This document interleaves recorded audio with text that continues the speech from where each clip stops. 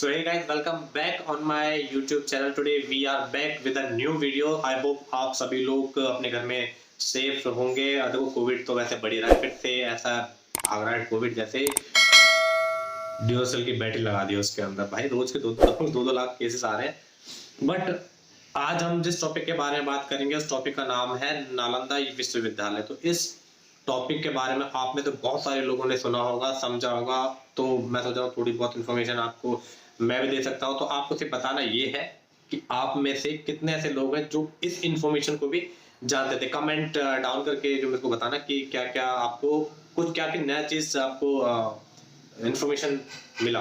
ठीक है, तो हम लोग आज बात करेंगे इस नालंदा विश्वविद्यालय के ऊपर हुए 3 हमलों के बारे में। तो पहले जो 2 हमले हैं उनके बारे में तो हम आपको बाद में बताएंगे, लेकिन जो उसके बाद जो 3rd हमला था जो हुआ था, तो उस हमले से क्या क्या क्यों हुआ, वो हमला किसने करवाया था, उस हमले का परिणाम क्या हुआ और उस हमले के बाद भारत का इतिहास किस तरीके से बदल गया।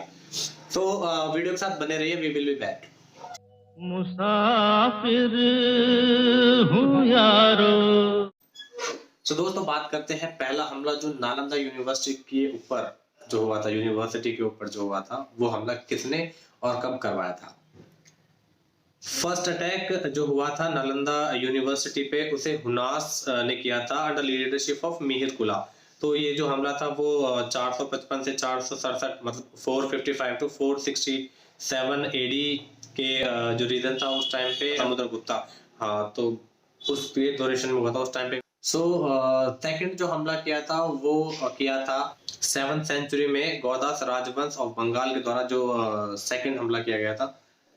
तो अब बात करते हैं दोस्तों 3rd हमले के बारे में, जो कि सबसे बड़ा हमला था और ये वो हमला था जिसके बाद नालंदा यूनिवर्सिटी को वापस से रीबिल्ड नहीं किया। 2 हमले के बाद भी वापस से नालंदा यूनिवर्सिटी को वापस से रीबिल्ड कर लिया गया था बेसिकली, लेकिन जो 3rd हमला था उसके बारे में बात करें तो जो 3rd हमला था वो बख्तियार खिलजी ने किया था और 1193 एडी में बख्तियार खिलजी के द्वारा 1193 एडी में 3rd हमला किया गया था और ये हमला सबसे मतलब कि तीनों हमले से सबसे बड़ा हमला था। सो गाइस अब बात कर लेते हैं कि जो 3rd हमला हुआ था बख्तियार खिलजी के द्वारा वो आखिर क्यों कराया गया था। ऐसी क्या नौबत आ गई थी कि बख्तियार खिलजी को वो हमला करना पड़ा। तो कहा यह जाता है कि एक बार बख्तियार खिलजी बहुत ज्यादा बीमार हो गया था, तो उसकी दवा दारू जो भी कर रहे थे, दवा जो हकीम वैद्य जो भी वहाँ पे उनके हकीम थे, मुल्ला मौलवी जो भी थे, जो भी उनके लिए काम कर रहे थे, तो किसी की भी दवा उनकी असर नहीं कर रही थी।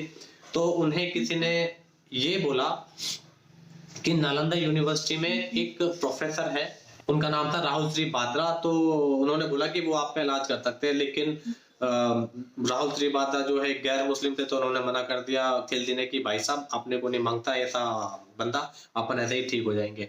तो कोई बात नहीं, कुछ दिनों के बाद वापस से कुछ दिनों के बाद खिलजी की हालत बहुत खराब होगी, तो उसने सोचा कि चलो बुला लेने में ही क्या प्रॉब्लम है। तो वो ये ना कि फटे को याद आ गया, जब फटने लगी तो याद आ गया, चलो कोई बात नहीं भाई साहब बुला लिया गया उसे।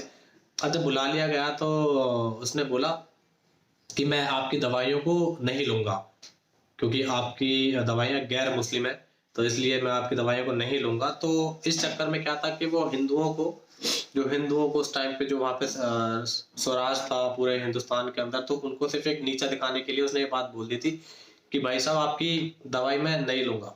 ठीक है, तो कोई बात नहीं। अब जो राहुल श्री जी थे उन्होंने अपना दिमाग लगाया, तो उन्होंने बोला कोई बात नहीं, आप हमारी दवाइयाँ मत लीजिएगा, तो अपने आप कुरान तो पढ़ोगे। उसने कहा हाँ भाई मैं कुरान पढ़ लूंगा। तो उसने क्या काम किया राहुल श्री जी ने, तो उन्होंने अपने उसी कुरान के अंदर उन्होंने बोला कि 4 से 5 पेज पढ़ने हैं आपको, तो आप जल्दी ठीक हो जाओगे। उन्होंने कहा ठीक है। तो जैसे ही उन्होंने कुरान पढ़नी शुरू की, कुछ दिनों के बाद उनकी तबीयत ठीक हो जाती है।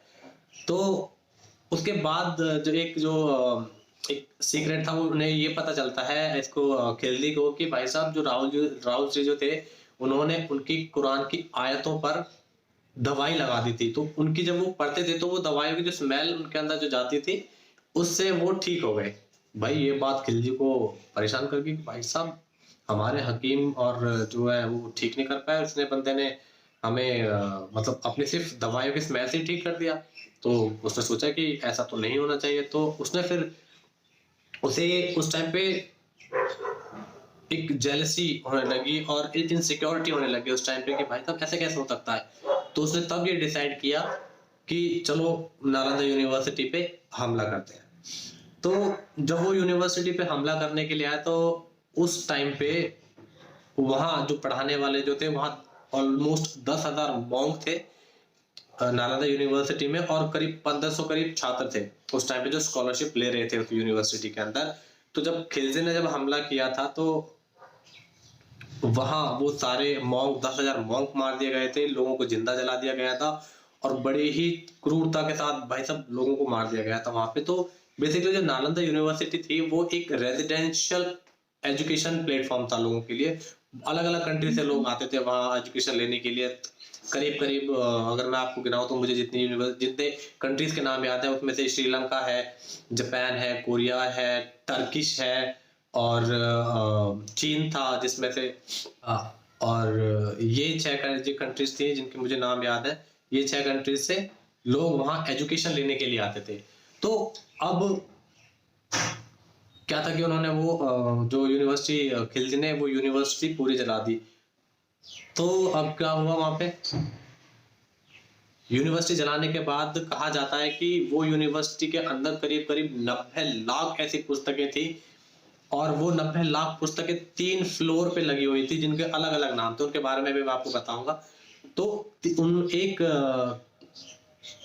इंफॉर्मेशन जहां से मिली थी ये वाली कि तो उनमें बताया गया था एक बुक, एक राइटर थे इन्हीं के ही, लाइब्रेरी जब जलाई गई थी, लाइब्रेरी जलाने का रीजन ही यही था कि खिलजी को ये पता चला था कि इस लाइब्रेरी के अंदर जो उनकी जो एजुकेशन है जहाँ से ये आयुर्वेदा सीखते हैं या फिर कोई भी इंफॉर्मेशन लेते हैं, यही एक लाइब्रेरी का सोर्स है जहाँ से सभी लोग पढ़ते हैं और उनको अलग अलग सपोज जैसे आयुर्वेदा का ज्ञान होता है, बहुत सारी ऐसी चीजों को ज्ञान होता है उसी लाइब्रेरी में लिखी हुई पुस्तकों के जो पुस्तकें थे जो बुक्स थी उसी लाइब्रेरी के अकॉर्डिंग उन्हें पता चलता था। तो इसलिए खिलजी ने उस लाइब्रेरी के ऊपर आक्रमण किया था और ये आक्रमण करने के बाद उसने और 2 ऐसी यूनिवर्सिटी थी जिसको उसने जला दिया था। तो जब नालंदा यूनिवर्सिटी के ऊपर जब आक्रमण हुआ तो ये जो यूनिवर्सिटी है करीब करीब 3 महीने तक कंटिन्यू जलती रही। तो सोचो उस लाइब्रेरी के अंदर कितनी सारी बुक्स का कलेक्शन होगा, है ना। कहा जाता है कि जो आर्यभट्ट थे वो नालंदा यूनिवर्सिटी के हेड रह चुके थे, हु फाउंड द जीरो। तो मैं बात कर रहा था जो नालंदा यूनिवर्सिटी है उसके अंदर जो 3 फ्लोर जो थे, 3 फ्लोर जो थे उनके नाम क्या थे, जो अलग अलग जहाँ पे पुस्तकें रखी हुई थी उनमें 3 फ्लोर के अंदर वो पुस्तकें रखी गई थी। तो उन जो बुक्स थे जो उनके नाम है 3 फ्लोर के, वो नाम मैं बता देता हूँ। पहले जो फ्लोर का नाम था उसका नाम था रत्न सागर, दूसरे फ्लोर का नाम था रत्न दाढ़ी और तीसरा जो फ्लोर था वो था रत्न रंजका। तो ये ऐसी 3 फ्लोर थे जहाँ पे वो 3 मतलब जो 90 लाख पुस्तकें थी वो वहाँ पे स्टोर करके रखी हुई थी। सोचो अगर आज ये बुक्स होती हमारे पास तो हिंदुस्तान कहाँ से कहाँ होता, है ना।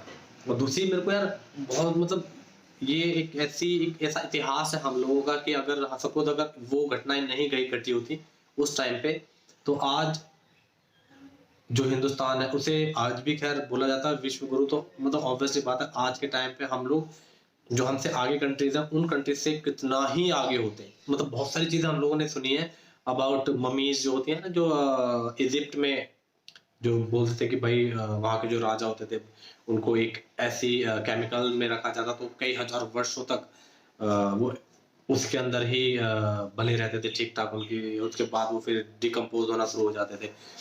तो रामायण के अंदर भी ऐसा हुआ था जब राजा दशरथ जब मरे थे तो उस टाइम पे वहाँ की जो उस टाइम पे जो उनके वैद्य होते थे तो उन्होंने जब राजा दशरथ जब मरे थे तो उनके पुत्र उधर वहां नहीं थे, जो भरत और शत्रुघ्न थे, क्योंकि राम और लक्ष्मण तो वनवास जा चुके थे, लेकिन जो भरत शत्रुघ्न थे वो अपने ननिहाल में थे। तो वहाँ एक उनके वैद्य ने एक ऐसी एक मेडिसिन तैयार करी थी तो उन्होंने बोला कि राजा दशरथ को उस मेडिसिन के अंदर रखा गया ताकि वो बॉडी डिकम्पोज ना हो जाए। अब सोचो उस टाइम का जो ज्ञान था अगर वो ज्ञान आज भी होता, वो ऐसी नॉलेज लोगों के पास होती, हर कोई मतलब बाहर से विदेशों से पढ़ने के लिए हिंदुस्तान में आ रहे होते, हम लोग नहीं जा रहे होते। आज हमारा जो साइंस है वो कहाँ होता, हमारा जो आज हम लोग किस लेवल के ऊपर हो सकते थे, सोचने वाली बात है। तो ये सारी इंफॉर्मेशन मैंने आप लोगों को दी है। मुझे काफ़ी अच्छा लगा यार पढ़ के, और सुन के भी काफ़ी अच्छा लगा था। सोचा आप लोगों तक ये सारी इंफॉर्मेशन भी मैं प्रोवाइड कर दूँ। तो आप मुझे ये बताइए, जो पहला जो हमला हुआ था, जैसे कि मैंने बताया था, वो आए कहाँ से थे वो लोग? तो आप लोगों के लिए सवाल है, अगर आप मेरे को जवाब देना चाहते हो तो कमेंट्स में मुझे बताना कि वो जो आए थे लोग, फर्स्ट जो जिन्होंने हमला किया था नालंदा यूनिवर्सिटी के ऊपर, वो लोग आए कहाँ से थे? और एक चीज़ देखी जाती है, पहले का भी वही सीन था और आज का भी वही सीन है। हिंदुओं का इतिहास हमेशा दबाया गया है, चाहे वो अंग्रेजों के द्वारा हो या फिर मुगलों के द्वारा हो। पढ़ाया क्या जाता है कि जो मुगल आए थे, उन्होंने देश में बहुत अच्छा काम किया, बहुत कुछ किया, लेकिन कोई ये नहीं बताता कि उन्होंने हिंदुओं के जो पौराणिक विश्वविद्यालय, जैसे मैंने बताया, जिसके जिसके ऊपर ये टॉपिक है, नालंदा यूनिवर्सिटी, उसको जला दिया गया था, तोड़ दिया गया, लाल किला बनवा दिया। ये तो उन्होंने बनवा दिया, कोई बात नहीं, बनवा दिया, लेकिन उन्होंने तोड़ा क्या क्या, वो तो कभी किसी ने कुछ नहीं बताया ना हम लोगों को। देखो, मैं 90s बॉर्न हूँ, तो ऑब्वियसली हम लोगों को आज तक पढ़ाया ये गया था कि अकबर महान है, उसने बहुत कुछ किया हिंदुओं के लिए, बहुत कुछ किया, लेकिन किसी ने ये नहीं बताया कि अकबर ने क्या क्या डिस्ट्रॉय किया था हिंदुस्तान के अंदर। हिंदुओं को क्या, मतलब इतने लोगों को उसने मारा था हिंदुओं को। उससे पहले जो उसके पूर्वज आए थे, उन्होंने क्या क्या लूटा और यहाँ से चले गए, और जो यहाँ रह गए उन्होंने पूरा तबाह कर दिया, है ना? हिंदुओं का पूरा इतिहास तबाह कर दिया, ताकि आने वाली पीढ़ियों तक भी ये इन्फॉर्मेशन ना पहुंचे कि आखिर हिंदुस्तान था क्या। तो कहीं ना कहीं तो भाई साहब कुछ ना कुछ तो होता ही है फिर इन चीज़ों को लेकर ना। चलो वेल, कोई बात नहीं, हम देरी से ही सही पर धीरे धीरे आगे बढ़ रहे हैं। होपफुली हमारा जो देश है वो धीरे धीरे करके वापस से विश्व गुरु बने। और चलिए, इस वीडियो को फिर यहीं खत्म करते हैं। और अगर आप मेरे चैनल को अभी तक आप देख रहे हो तो मेरे चैनल को प्लीज़ सब्सक्राइब कर लेना, और ऐसी इंफॉर्मेटिव चीज़ जो है इंफॉर्मेशन आपको मिलती रहेंगी, ट्रैवल से रिलेटेड मिलती रहेंगी। एक्चुअली मैंने ये नालंदा यूनिवर्सिटी की इन्फॉर्मेशन आपको इसलिए भी दी क्योंकि मुझे अच्छा लगा, तो आप लोगों को भी इन्फॉर्मेशन प्रोवाइड कर दी जाए। सो चलिए, वीडियो को एंड करते हैं, और जाने से पहले मेरी वीडियो को लाइक और कमेंट तो जरूर देना, और प्लस सब्सक्राइबर करने के बाद भी उसे बेल आइकन को प्रेस कर लेना, so that you can get the notification at every time whenever I upload the video. Ta-ta, bye bye, take care.